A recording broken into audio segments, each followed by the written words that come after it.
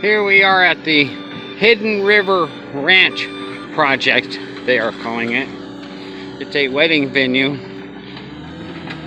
They're spending about $12.5 million out here for those foo-foo debutantes from Dallas to come and have $100 to $250,000 weddings 3 or 4 times in their life, I guess. And I'm building the koi pond and waterfall, biofilter and lake. All the water features, we call them.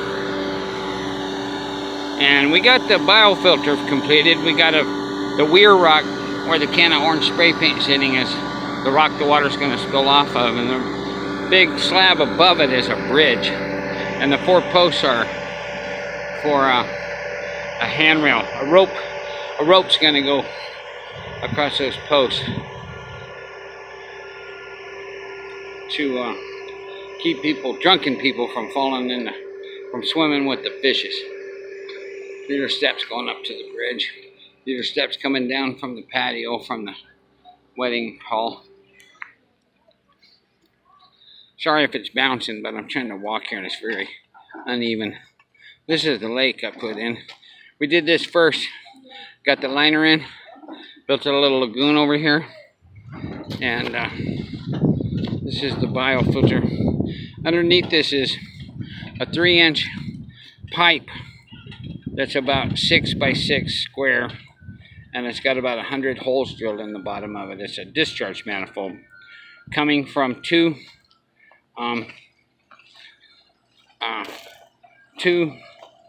2-horse pumps down here that are going to go down in this bottom that are going to pump about 100 gallons a minute each. So we're going to have about 200 gallons per minute spilling off of this edge of this rock right here.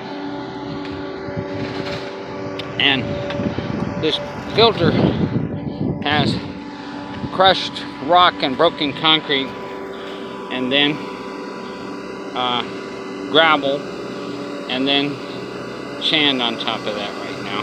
And the water's going to percolate up through it, and then on top of the sand is going to be some weed barrier, and then some oxygenating grasses and bog plant that'll have big roots all in here.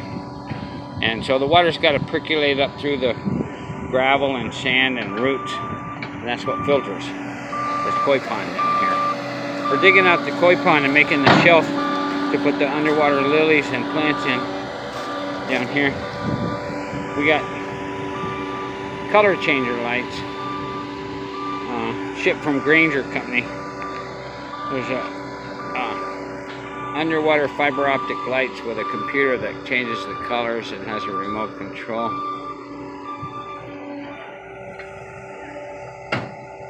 That's Scott operating the Bobcat, or the skid steer, they call them anymore. We're putting decomposed granite on the top of the shelf. After we put the vinyl liner in tomorrow, we're going to put more DG on top of that and then set boulders all the way across this, on this ledge right here, up to the waterfall. So they go down below water. And then here's the lagoon for the lake. Here's the back of the wedding building. It's got about a 100 and something foot long balcony that hangs out about 30 feet. There's 4 cabins right down this way for parents and friends to stay in the night before the wedding. This is a little lagoon I built last week, which they like that idea.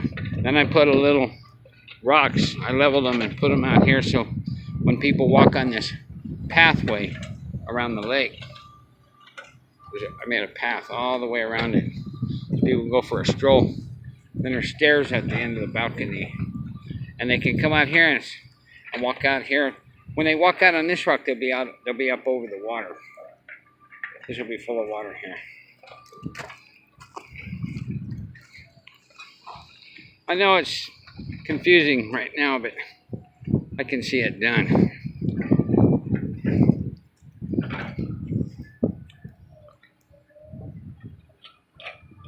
That's a pavilion, they call it. with these cedar log open beams inside, and gonna have a metal roof on it like this. It's a photo op thing. Shows a koi pond. Everything's a photo op. It's all about photos. The bride's mother and the groom's mother and the bride love their photos and their photo albums. Unfortunately, a lot of marriages, that's all they have left after a few years are the photo albums, if they save them. Anyway, to be continued. This is Wednesday, August 2nd, 2017.